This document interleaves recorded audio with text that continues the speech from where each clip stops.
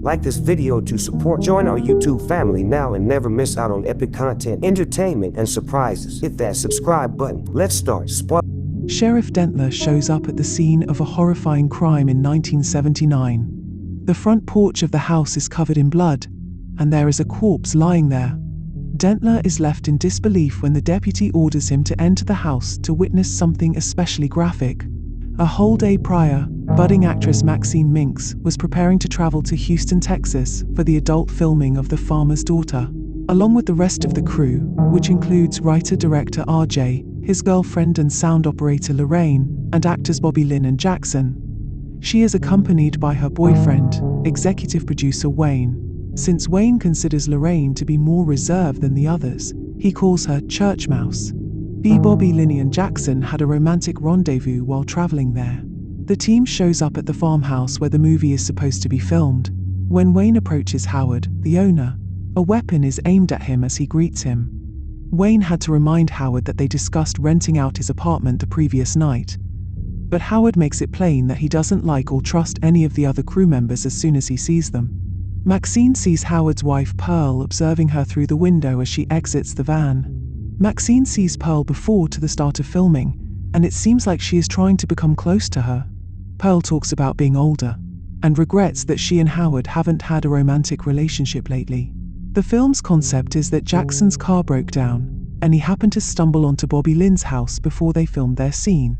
The crew meets up at the farmhouse, where Jackson and Bobby Lynn engage in an intimate moment. Maxine plays the younger sister in the next scene, who also has a relationship with Jackson. Pearl seems to become excited as she observes the event unfold. Howard denies her request to make love to her because he feels his heart cannot handle it. Lorraine informs RJ that evening that she would want to be in the film, but he turns her down. Lorraine wants to be in the movie rather than only record sound, so the others agree to let her have a role. The action continues, but RJ sobs about it while taking a shower. To spitefully leave everyone behind, RJ starts to drive away, but he stops when he notices Pearl standing in the middle of the road. He tries to assist her in getting back inside the house, but she tries to approach him and he pushes her away. RJ keeps trying to help, but Pearl stabs him in the neck, then stabs him again and again until he dies, splattering blood all over the headlights. In the meantime, Wayne visits the farmhouse in search of RJ and trips over a nail while wearing bare feet. When he looks through a hole in the wall after hearing something, Pearl kills him by piercing his eye with a pitchfork. Lorraine says that Pearl is missing and gets up to go hunt for RJ. Lorraine enters their home to investigate, but Howard locks her in the cellar. She turns around as she explores and discovers a man's naked corpse hanging. She lets out a scream and tries to escape. Jackson is roused by Howard to assist in the search for Pearl. As they go beside the lake, Jackson spots an automobile submerged.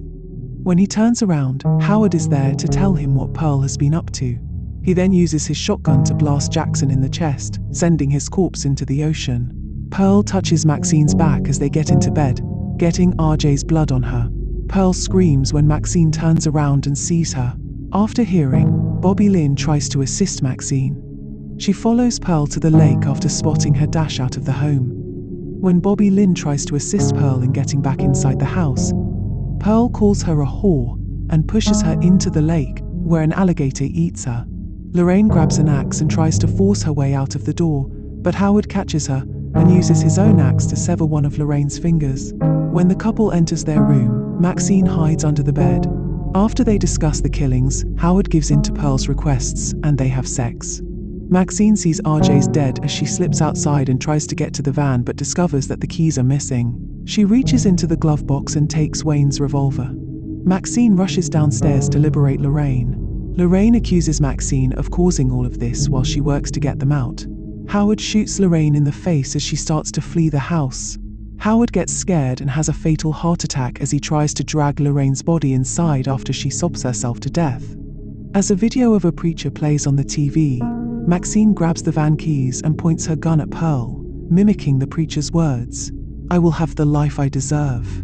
Maxine discovers, regrettably, that the gun is empty. Maxine is shot by Pearl, but she misses, and the shotgun's recoil propels her out of the home and breaks her hip. When Pearl asks Maxine for assistance, she declines.